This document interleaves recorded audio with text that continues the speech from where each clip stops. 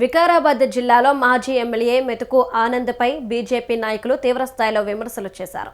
400 కోట్లు సంపాదించుకుని కూడా సొంత గ్రామంలో ఒక సర్పంచ్ను కూడా గెలిపించుకోలేకపోయారని ఎద్దేవా చేశారు.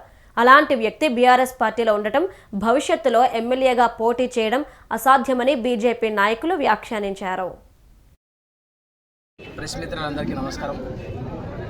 ఈరోజు గౌరవ చేవేల పార్లమెంట్ సభ్యులు వికారాబాద్ జిల్లాలో గెలిచిన సర్పంచ్లకు, ఉప సర్పంచ్లకు, వార్డు సభ్యులకు ఈరోజు సన్మాన కార్యక్రమం నిర్వహించి ఆయన హైదరాబాద్ వెళ్ళిపోయారు.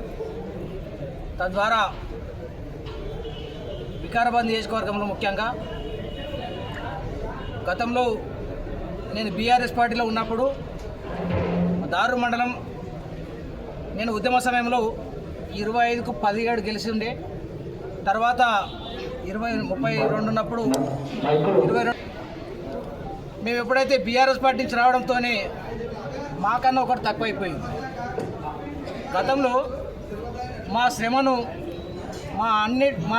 మా వనరులను దోపిడీ చేసి నువ్వు నీ అకౌంట్లో వేసుకొని మమ్మల్ని అందరినీ బయటికి వెళ్ళిపోయేటట్టుగా చేసినటువంటి గతంలో ఇప్పుడున్నటువంటి బీఆర్ఎస్ పార్టీ జిల్లా అధ్యక్షుడు ఆయన గ్రామంలో గుండు సున్నా రకంగా మాకు కొంత పార్టీ జిల్లా నాయకత్వం కూడా కొంత పటిష్టంగా లేనందువల్ల కొంత మేము ఇంకా కొన్ని సీట్లు కోల్పోయినాం. కాబట్టి మాకు పెద్దలు కర్ణం ప్రహ్లాదరావు జిల్లా కన్వీనర్ వయసు భారం ఉన్నా కూడా అందరినీ ఫాలోఅప్ చేసుకొని పెద్దలు మాజీ జిల్లా అధ్యక్షులు అన్న మాధవరెడ్డి అన్న గారు, ఈ విధంగా సీనియర్ నాయకులు అందరూ కూడా కష్టపడి మన మండలం ముఖ్యంగా ఎక్కువ సీట్లు వచ్చే విధంగా కృషి చేయాలని చెప్తే, దానికి తోడు ఇంకా ఇండిపెండెంట్గా గెలిచిన వాళ్ళు చాలా